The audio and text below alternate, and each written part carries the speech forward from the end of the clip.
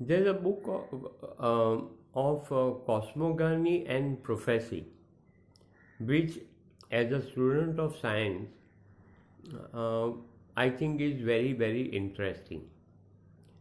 It gives lots of good pointers for our present day scientists, where they can start exploring all that happens in nature, hmm, and learn a lot of nature's way of doing things. The um, um,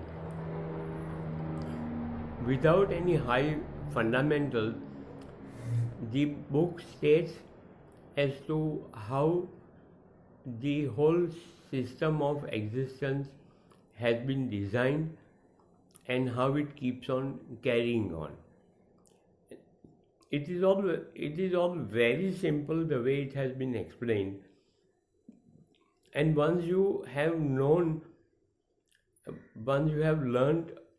the OSP as well as the book of cosmogony and prophecy in proper way, then a lot of things become very clear to us as to what is happening on this earth and what is going to be the next thing happening. So you're never flabbergasted and you never start blaming nature for being unkind.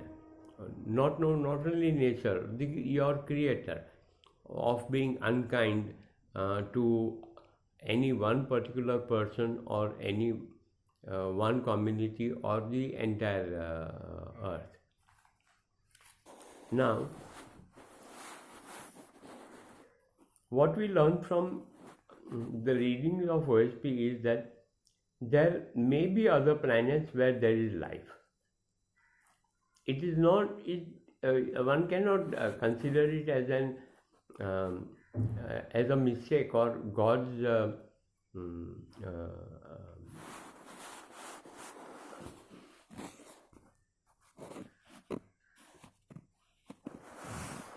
experiment on this earth that there is life over here. It's not an experiment that there is life here. There could be life on other planets also. And it is not that we are the most intelligent life that Creator has created. There may be more intelligent lives elsewhere.